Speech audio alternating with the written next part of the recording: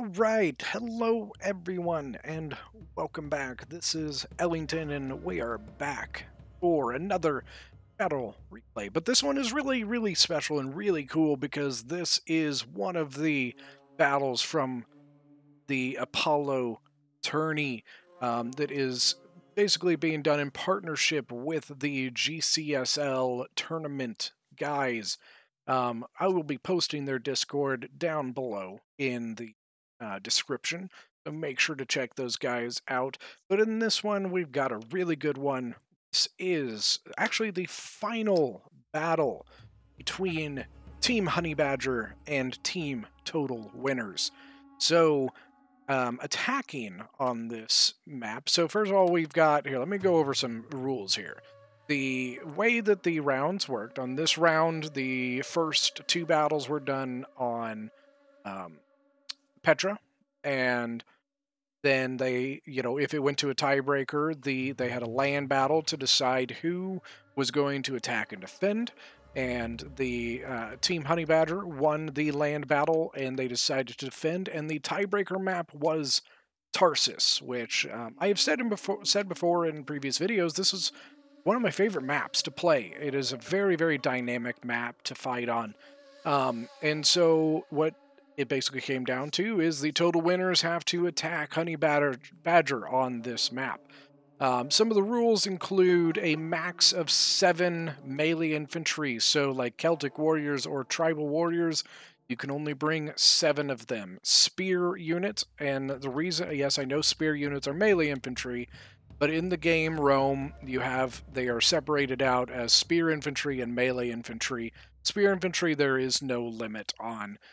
There is no pike stacking with the pikes out, so if a pike unit is carrying its pikes around, it cannot have another unit on top of it to protect it. Max 4 archers and max 1 artillery as well. Those are pretty much the basics, other than the typical rules, no pull-throughs, no glitching artillery through stuff, no taking siege equipment into the city, things like that, which are pretty basic. But let's go over the army cops. On the attacking side, the total winners. First, we've got Tylus. Tylus is being commanded by Spetsnaz. And then next to him, we have got Seleucid being commanded by Total Winner number 3. That is his actual name. And finally, you can't really see much of him, but we have got Kush, and then Kush is being commanded by Gibson. Now, defending the Honey Badgers, we have got Pergamon being commanded by Honorius, and we have Galatia being brought by Lumicorn. Sorry, had a complete brain fart there. And then Carthage being commanded by Dead Ronin. A lot of the attackers you could see are hidden.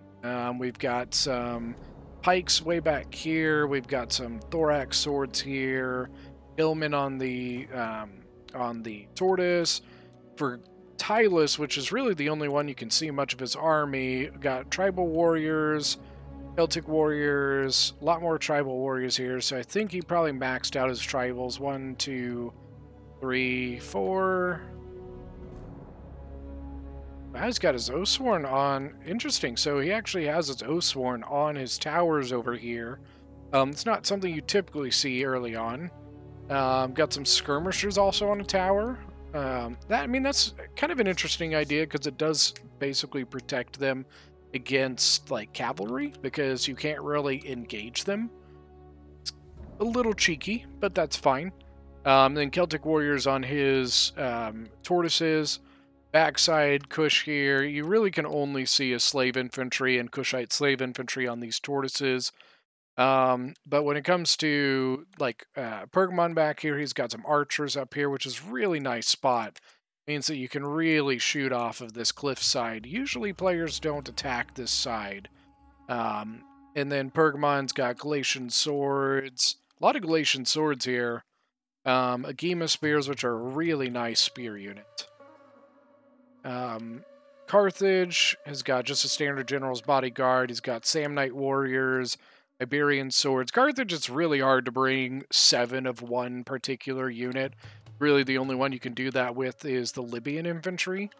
And then we got Galatia. Galatia, pretty standard, bunch of Galatian swords and Galatian legionaries. So we're going to go and hit this one off, and we're going to see how this one ends up going. Levy Freeman, Galatian swords, more Galatian legionaries. So no artillery from the attackers, so it's going to be straight siege equipment. We've got tortoises and towers. Looks like they're basically going to come in along the sides here of this thrust area of Tarsus, which is not a bad idea. It becomes really hard to defend this area, you know, depending on how it's played, just because you could set archers here and archers here, and you can really hit the back sides of the defenses from either side. So it does make that side really tough. The defenders also have a light horse over here, which is a good little scouting unit. Might be able to get in some archers. Now the artillery was going after... Not sure what he was hitting. Nope, I'm not. Okay, maybe it looks like he was hitting some of the Celtic warriors on the battering ram. And then we've got the Carthaginians taking out the tortoise here. 96 damage. That one's going to be gone. And I think Galatia's trying to take out this one, but he's overshooting. You got to be real careful when when shooting these tortoises, because if you waste too much ammunition, you're basically going to be out before you can take it out. Or, yeah, basically, if you use too much of it, you won't have enough to finish it, so... But he might just... Actually, honestly, I think he's just going for kills. I don't think he's even going for the tortoise specifically. I think he's just going for the kills on the Celtic warriors. Now, the backside, I'm curious. So they lost one tortoise. The other tortoise is pushing up. So you really don't have enough ammunition to take down 2 tortoises. So he dropped the one tortoise to put the slave infantry on it, which I think is a good idea. It's going to protect the Kushite slave, which is better than the slave. So he'll continue pushing with the slave infantry, pushing the tortoise up to that corner. So this was, you know, a pretty highly anticipated battle here, basically because the total winners won Apollo's Siege tournament last year, the one that Chronic Masturbator put on, and so them coming in, they are basically considered one of the, you know, top teams in the tourney right now. So this battle is a very, very highly anticipated battle. A lot of people really wanted to see how this one ended up going. You know, obviously the other team here, the Honey Badgers, they really put up really good fights in the first couple games to make it to go to the final battle here. I just cannot talk today. I really apologize about that. But they obviously put up some really good fights here. So this is why this is such a highly anticipated battle, just because, you know, this is 2 really good teams duking it out here. All right, so we've got Tylus breaking down 2 walls. He's going to go here and he's going to go here. He can no longer land on this wall here. Now that basically there's no connection to a way down, you can no longer go onto this wall. So I don't know if he planned on going to the wall originally with these skirmishers, but if he was, he's going to have to find a different way to do this. But he's got his Celtic warriors going to come in here on the Galatian swords, and then been having some attacks back and forth here. The Galatian swords going out on this area here, basically just to slow down that attack on the gate. And then on this side, it looks like Pergamon has actually taken out some Galatian swords to take out the slaves and Kushite slaves. So I'm going to assume that Kush is over here in this area somewhere. Because he's not... Wait. I am... Wow, okay. So that was an entire distraction. It distracted me, that's for sure. Because I was about to say, tagging that back wall is really not a good idea. So Kush actually did have his army hidden over here, but he put stuff over on the other side to basically throw off the defenders. So now this is, Pergamon has quite a bit of stuff back here defending against 2 units, when in reality Kush is over here.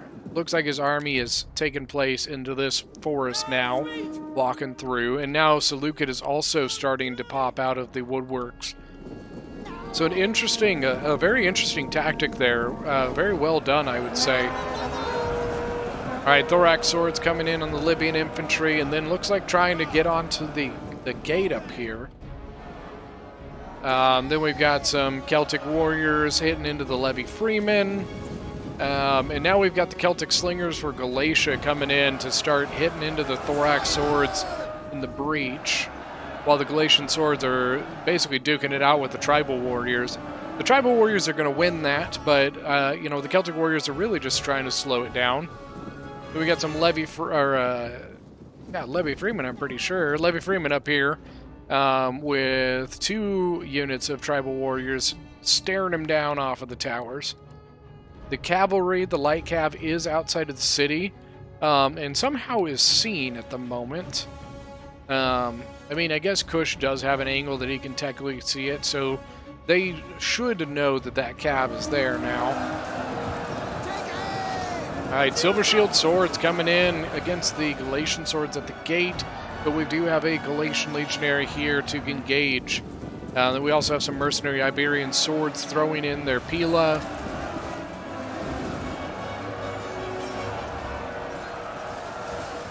Really good shots from the Iberian Swords and the Slinger. Honestly, a lot of stuff. You got Syrian Archers, Celtic Slingers, Iberian Swords, and Agema Spears all throwing into these Silver Shields. So the Silver Shields are already down to 135. And we've got Kush. Kush brought a lot of armored Shotels. Look at this. Like, that's 6 units of armored Shotels there. And then looks like 3 units of regular Shotels. Then he brought Nubian bows, and his gen is a Royal Kushite archer. So the Royal Kushites are really starting to shoot into the back lines of the defenders here. And it looks like Pergamon is still nervous about this back area. I think he's just not confident that this is the entirety of Kush's army and does not want to basically leave that back area unguarded. Or some mercenary Gallic warriors, sorry, coming in to fight the Silver Shields. Silver Shields are, I believe it said they're already exhausted, and wow. So they are already exhausted, and at 92 men with only 37 kills. That's not good, guys. That is not a good like thing you want to see out of that expensive of a unit. I mean, that unit is 1,280 gold and is just getting spanked right now. We got Kushite Slave coming in from Kush, obviously. Basically going to come in and help support. Looks like he's actually going to take them and push this angle over here. But we got Oathsworn already engaged. I'm kind of surprised that the defenders are not really focusing on to that Oathsworn right now. You know, you really don't want to send an Oathsworn in that early when you don't already have the missile advantage, which I guess they kind of do at this point. But in reality, like, these Kushite archers are so far back that the Oathsworn is actually pretty exposed. You know, I mean, he's in combat, so it's hard to shoot him right now. But he could, he could maybe pull off or something. And look at all this, just really heavy fire. Persian Light Archer is an interesting choice from Seleucid. I'm assuming that he went with the lighter archer to basically be able to focus more money on his infantry. So I'm betting that he has got probably more of those Silver Shields laying around here. Okay, he did bring a Royal Peltis, so he brought a Royal Peltis and a Silver Shield at least. So, I mean, that's 1,280 gold both, another 1,280 on this guy. So, I mean, you're talking almost 4,000 gold on those 3 units right there. So he definitely, you know, he sacrificed his archers, you know, bringing those really good Syrian archers, basically to bring that really good infantry. But I mean, the Silver Shield is already, you know, down to 58 men and only has 74 kills at this point. Right now we got the Galatian swords basically holding back the Kushite slaves over here. Galatia really needs to get this Galatian sword up to help that, because that Galatian sword is not looking good, and he's about to break right there, wavering, getting shot. Now, I mean, looks like, did I see other shots coming in from over here onto the back of the Kushite slaves? I thought I saw, you know, arrows going in there, but I must have missed it. But, you know, got the Kushite slaves shooting down. That did not help the defense at all. You know, getting those, you know, getting those rear shots from the wall there. But now we do have the Galatian swords going into the combat to, once again, just hold back this tide. You know, you got the tribal warriors and then 2 Kushite slaves there. And Galatia is starting to lose there, but got really good shots coming from the Agema spears. Yeah, the Agema spears look really, really nice. Really good unit. It's basically just a better thorough spear. You know, they have lots of javies, you know, a better ammunition than most units have for their Pila. And so they can really just lay it in. I believe they have 80 range, so that's pretty typical for like a javelin man. Javelin man. And then once again, the Iberian swords. That's the cool thing about the Iberian swordsmen, the mercenary Iberian swordsmen for Carthage, is that you can target your javies if you want to. What really sucks is you can't do that for Lusitani, but you can for the mercenary unit. But, you know, it is what it is. These really good looking Royal Peltis. Galatian swords still just trying to hold back, trying to hold on.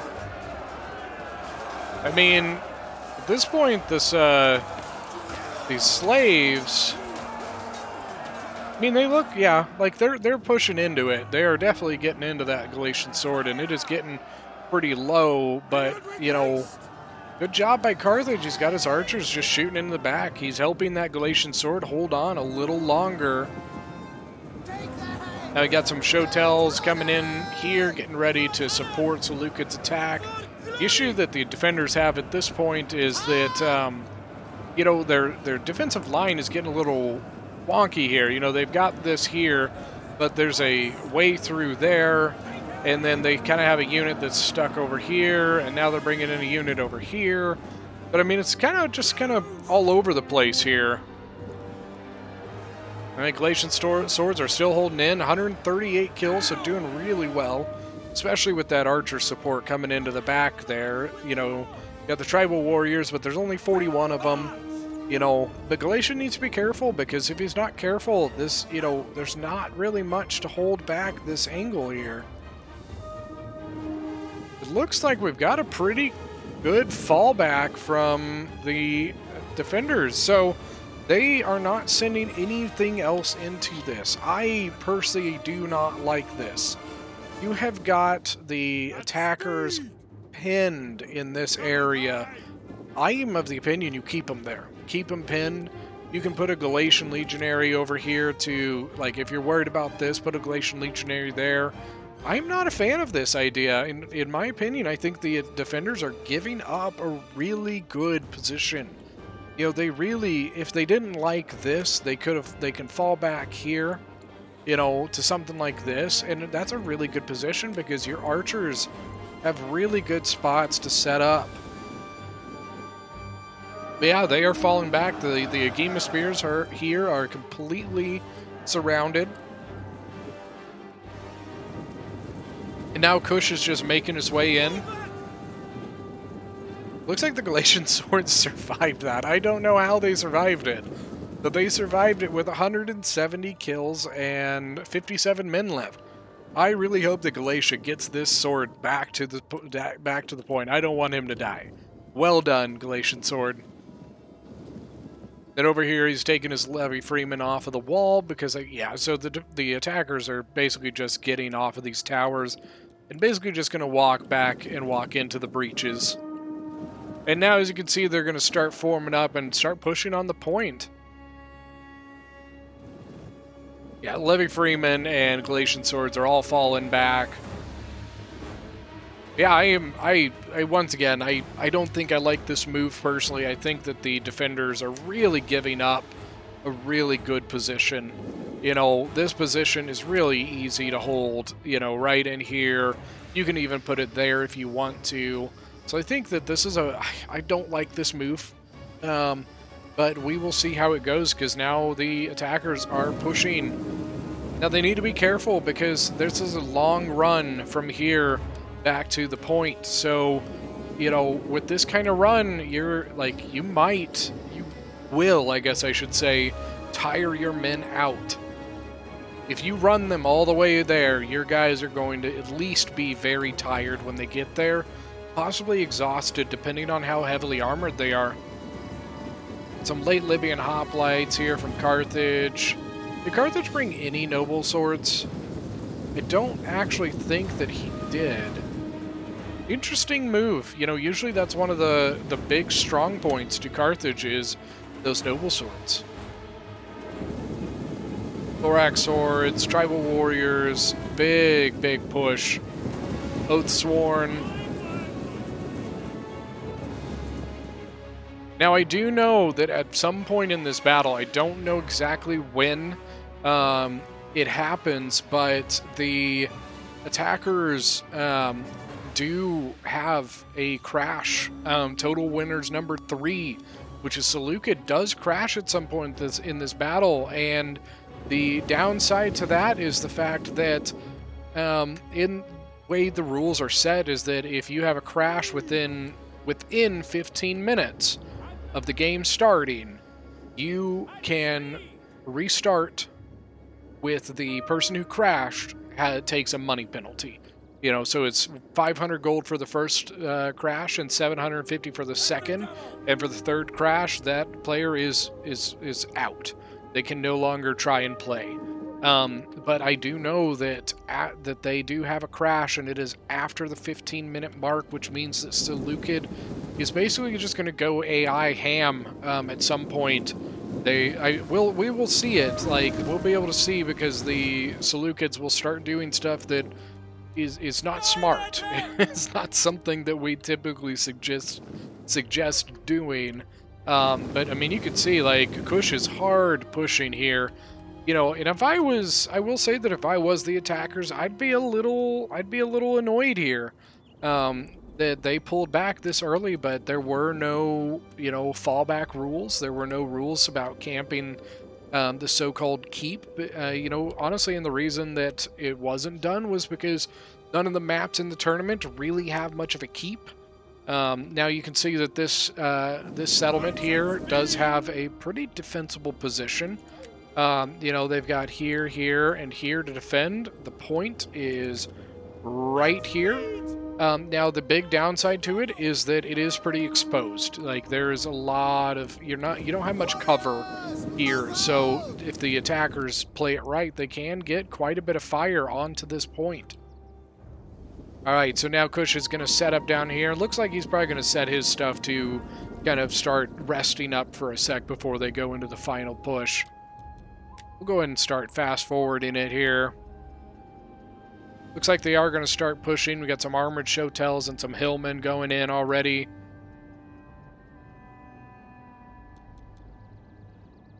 Bush brought a lot of armored Shotels in this army, and his army is not very big. He's still got quite a bit back here, and I'm not sure why. He got a lot of these, like, Shotels. We've got a Persian light archer. I'm not sure exactly what's happening here. Why is this all back here? I don't understand. You have 3 archer units on these siege towers back here. Like, I guess they could be glitched, but I don't I don't remember anybody telling me anything about like units getting glitched onto towers. And those units were not on towers originally. So the Hillmen and the Armored Showtails going in. The Hillmen went in, took kind of the brunt of Pila, which really wouldn't have been too much, mostly from the Galatian Swords and the Agema Spears. Which these Agema Spears have no kills, so I doubt they really threw their jabbies. All right, now we got more. So we got some Tylus Tribal Warriors. We got the Nubian Bows from Kush. One of the Nubian Bows from Kush, because once again, there's still archers back here, and I don't know why. They do have 142 kills, 107 kills, 165, so they could be out of ammo. I'm wondering if maybe he put them back here to like protect them from being killed so that they wouldn't like turn into army losses. That could be why. Wow, they just ate through that Libyan Hoplite. 94 kills on the Armored Showtails now, but now it's on to the second Libyan Hoplite here. Late Libyan Hoplite, excuse me. And now we've got some really good fire coming in from the flank. I wonder, I'm not sure that the Agema Spears can make this throw. If they can, that's a really nice move. Got Mercenary Iberians and Galatian Swords holding this flank. And then we got some Galatian Levy Freemen and more Galatian Swords back in the back. Yeah, I mean, these late Libyan Hoplites are just getting tore to pieces. They're getting wrapped around as well. You can see that the unit was able to kind of wrap itself around like this, basically because that late Libyan Hoplite was in Hoplite wall. Their formation is only like this long, and it really leaves their flanks exposed, so it probably would have helped to have something there to cover its flanks. You know, you could have sent these Galatian Swords in to cover that. And a little bit of a push into it. I mean, like, these units are wrapped into each other right now. These Armored Showtails are in the late Libyan Hoplites right now. Now, the late Libyan Hoplite just broke, and because of that, I'm not a fan of that. That was a little iffy to me. You know, that Armored Showtail was inside of that late Libyan Hoplite. But now it's going to be down to the Galatian Sword, two Galatian Swords, one from Pergamon and one from Galatia.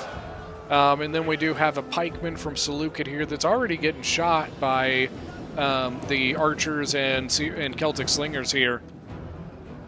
Now the Armored Showtails fell back. They're at 238 kills.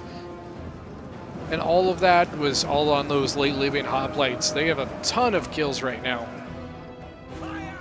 I think that... Wondering if this... No, I don't think they... So on this side, you got a lot of Thorax Swords from Seleucid, basically, and then Celtic Warriors, and is that a...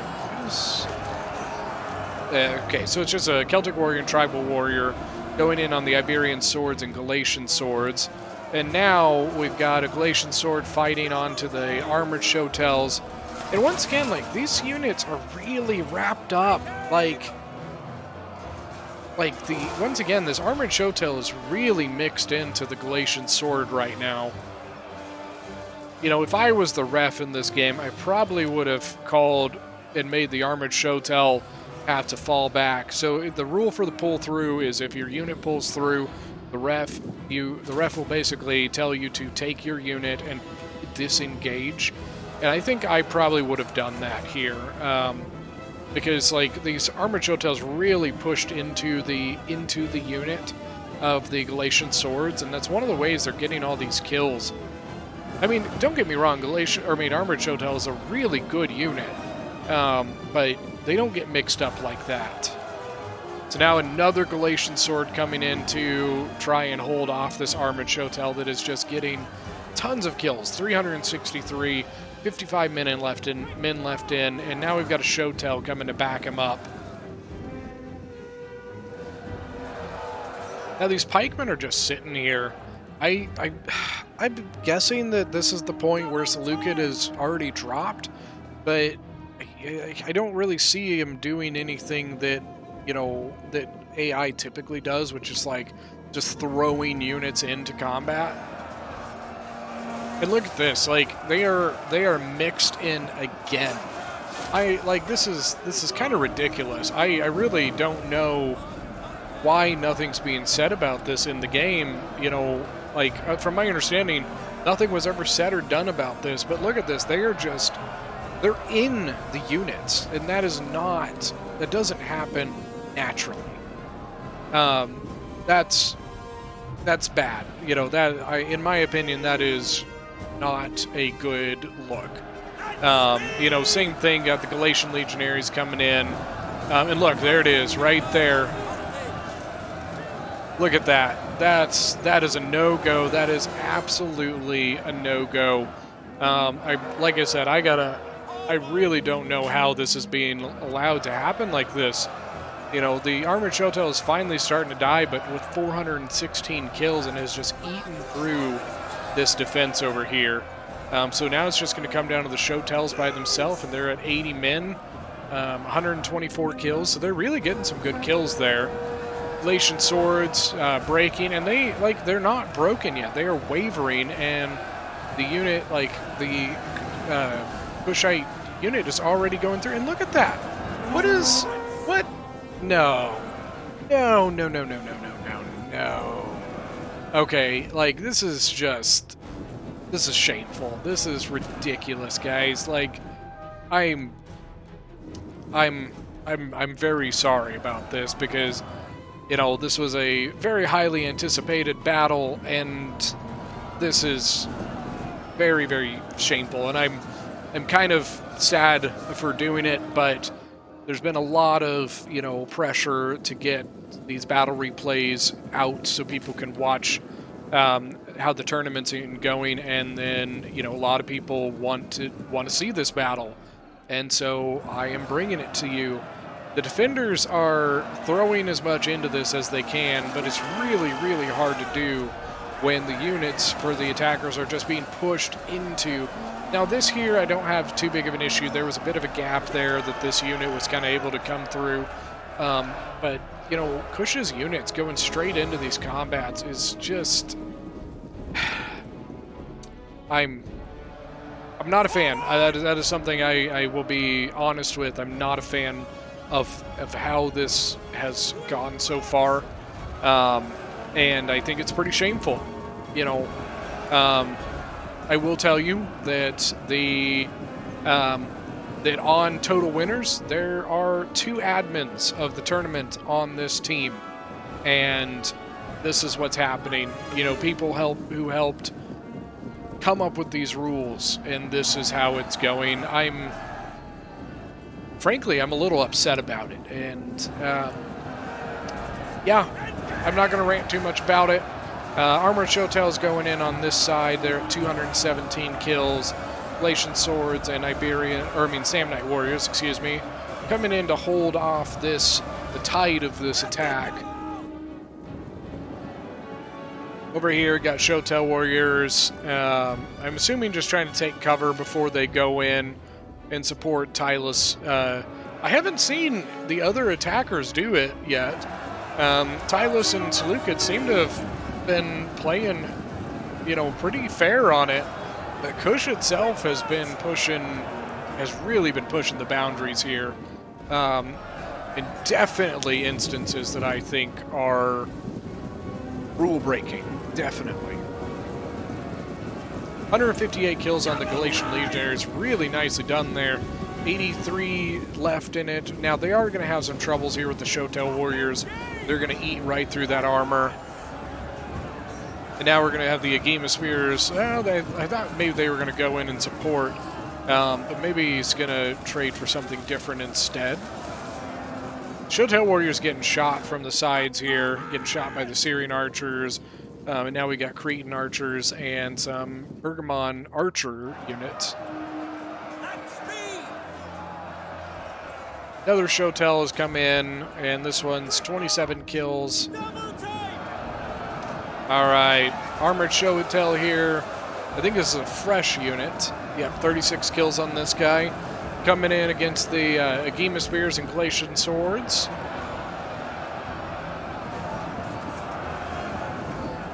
Big push. But I mean, so yeah, like you've got kind of a unit that's still kind of here in this corner, but over here it's kind of a different unit.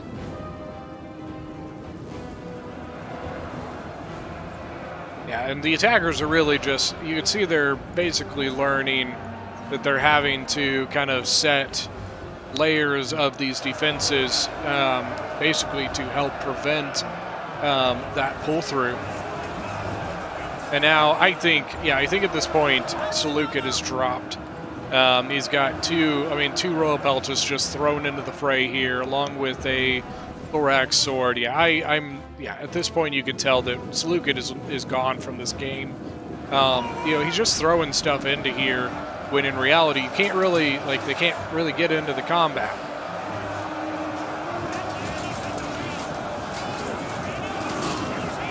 Get some good screenshots from this. Gotta find a good thumbnail, you know what I mean?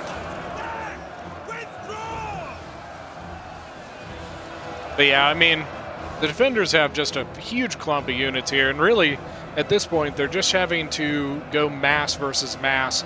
They're having to put more bodies into it, basically just to prevent the that pushing. Not sure exactly what's happening here. Got Shotel Warriors, Oathsworn, and Celtic Skirmishers all kind of in a clump here.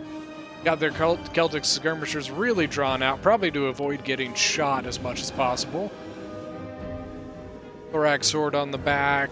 Persian Light Archers just getting shot to death by these Syrians.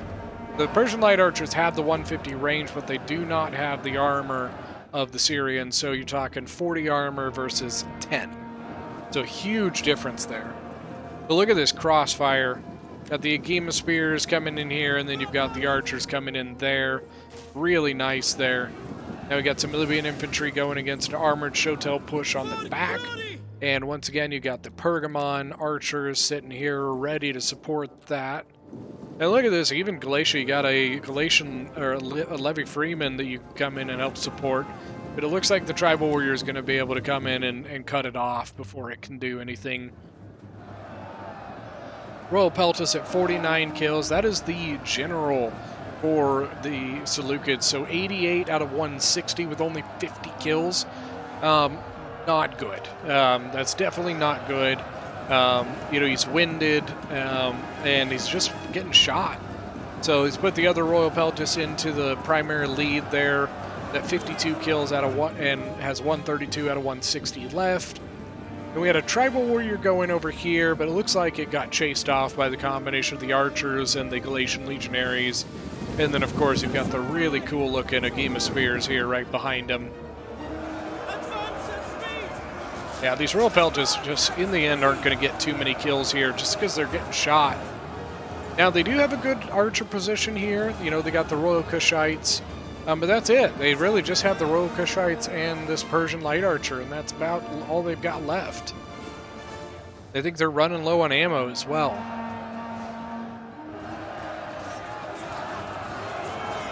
Alright, so did he put in? No, he hasn't put any more units in yet.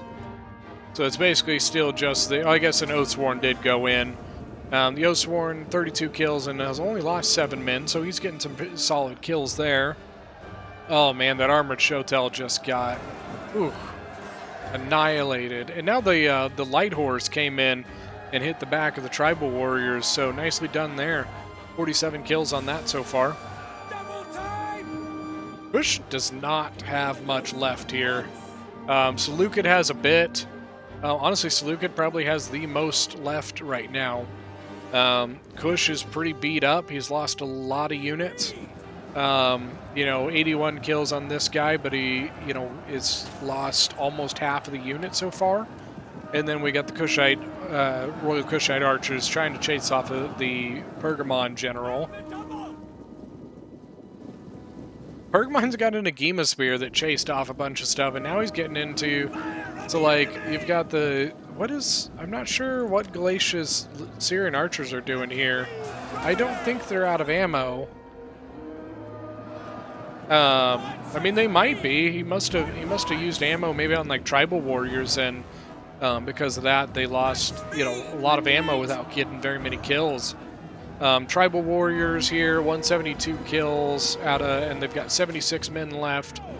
Then over here, we've got the armored Shotels going back into combat, and once again, just trying to be held back by as many units as the defenders can get into it. Got a dry fire by the Galatian Legionaries. They went to throw, and it didn't really throw. Now they threw it. So we got the Pergamine General here. And then we've got a Libyan infantry and a Galatian legionary, I believe. Yep. Yeah. Came in here. The Royal Peltis is still here, 72 kills. And then I believe the other one, 144. So this one did pretty solid in the end, and it's still going. But the Gen has not gotten very many kills. He tried, I think he was trying to go for a grease through a gap there, but realized, you know, the defenders were able to realize what was happening. And now over here we've got the Tylus General, the Oathsworn, going up against the Galatian Legionaries. 150 kills on the Galatian Legionaries and 85 for the Gen, 140 left and 79 left. So the Oathsworn should win that. Got regular Shotels here, 42 kills, only 55 left, so they have not gotten many kills there.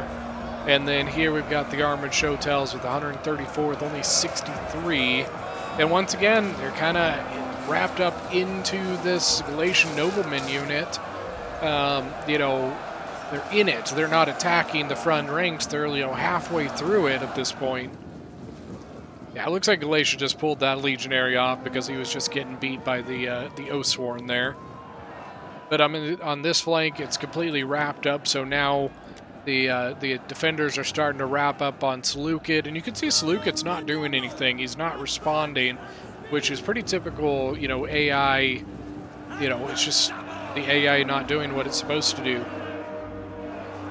Yeah, but here goes the armored Shotels. I'll be honest with you, half the time pushing through units is honestly more detrimental to you than it is beneficial. Because, you know, a lot of units that go try to push through other units honestly end up getting killed pretty quickly by the defending unit. It just kind of depends, you know, situationally, but yeah, like, it can, in a lot, I've seen it fail many times. And there it is, see? Yep.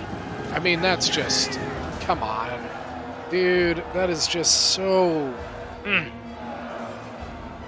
Not a fan. I know I've been kind of harping on it, but that's just a big no-no, guys. Don't do that. Just not a cool thing. I'm not gonna lie, these Samnites look really, really cool. So now we got Samnite v Oathsworn, and on this side we've got Agema Spears coming in on the Thorax. The game is at 58. It looks like the Levy Freemen are trying to jabby into the side of the Thorax swords there. The Gen here for Tylus is a 154, and he's starting to eat up these Samnite warriors and Galatian legionaries here. Now the Gen for Galatia is still around, and that's the Galatian noblemen, which look really, really cool. We have armored Shotels, 83 kills, and there's 143 left there. Tribal warriors getting pulled out of that combat, I think probably to allow the armored Shotels to get into a better fighting position. Yeah, Seleucid's just not looking good here. You know, this Thorax sword is completely out of position. The Royal Peltis aren't going in to support it.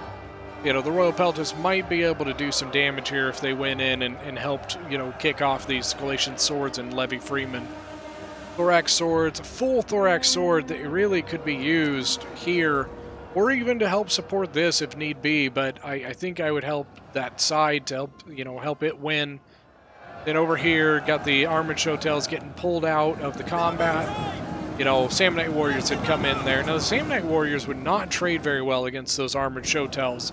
And really, he's getting his Armored Shotels shot right now by the Cretan Archers from Carthage.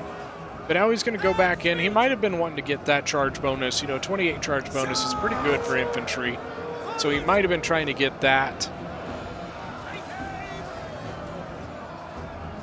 Got 99 men left, 123 kills.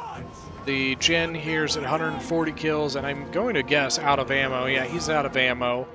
And now the defenders are starting to push down into the what's left of the Seleucids here. Got the Thorax swords being engaged by Libyan infantry and the Galatian noblemen. And now this Thorax sword is starting to lose by that surround of the Agema spears and the Levy freemen. You know, and this Royal Peltis really could have helped, but, you know, they had that guy drop, and it really hurt him. But I'm going to be honest with you, I mean, I think it's fair to say who's going to win this. You know, a minute 55 left. Balance of power is very in favor of the defenders. I think really, like, yes, it did hurt them quite a bit for Seleucid to drop, but in reality, I think if the total winners had won this battle and all of this same stuff had still happened, I think there would have been a real issue here, because there was some really, really bad stuff that happened. You know, some stuff that really should not have been done with, like, the pushing into the units by Kush, and just really unfortunate. You know, Thorax swords here, 75. They've 75. They've got 118 kills. Somehow still hanging in. The Agema spears and Libyan infantry had them on the ropes, but they are starting to fall. And now we've got Galatian legionaries that were able to slip through and get into the Kushite general. So in reality, I think Kush's general is the only one left for the attackers. Seleucid's general is, dead. Tylus's general is dead. So yeah, that's all they've got left is the Kushite gen, and now he's going to get surrounded from this side. You know, these units going to come in and wrap him up. Then from over here, it's basically just going to be, you know, the finishing phases. Persian light archers are not going to last much longer here. They will probably break before they get into combat. Especially now, you know, the Galatian legionary are going to come in and help. Or he could come here, but I think he's going to come in and help take down the Thorax sword there. And man, this Thorax sword is still hanging in. I don't know how, but it is still fighting. And once again, the Royal Peltis could be helping, but he's not. Yeah, but now the Kushite Jin is gone, so now these units are going to start wrapping in. And that's it. Mass break, that is the game. You know, so we're going to go look at the kills. So for the defenders, we've got Gloomicorn as Galatia. His infantry did fantastic. 193, 173, 229, and 129. His archers did very good. 204 and 177. Galatian swords even did well. 226. Look at that. Inoriez as Pergamon. You know, his Agema spears did pretty well. 123, 105. Archers, honestly, 188 for a standard archer unit. I don't think he's going to complain about that. Galatian swords with 173 and 152. We've got Dead Ronin as Carthage, and he's got, his archers did great. Look at that, 236 and 267. I'm pretty sure this one still was, that was there shooting towards the end, so I think he still had ammo left. Libyan infantry with 135 and 120, 129. And then his Samnite warriors with 124 and 113. Now Spetsnaz as Tylus here with 2,200 kills, 209 on the Oathsworn, Oathsworn 229, so 209, 229, and 201. His tribal warriors 160, 178, 151, 178. So tribal warriors all did really well. So Spetsnaz as Tylus did very well. Seleucid here with 1,600 kills, 156 on the Royal Peltis, and 75 on the Gen. Thorax swords, you know, 161, 171, 151, so did solid.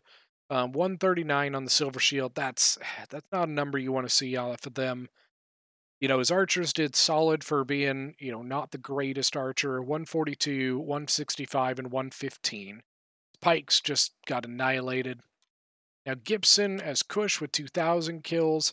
His archers did pretty solid. 142, 120, and 140 on the gen. His armored showtails did very well. 154, but 418, 243, 184. 143 on the showtail or regular showtail, 127, and then his slaves just did not do great. But there was some stuff that were done with these units that really should not have been done. But this was the last battle in this game set, and total winners lost, and I think that we can no longer call them the total winners, and I think now it is only fair to call them the total losers. Thank you so much, guys, for joining. I really appreciate you guys watching this. I hope you truly enjoy it. Um, if you guys are new to the channel, come check out my other stuff, hit that subscribe button, and we hope to see you next time.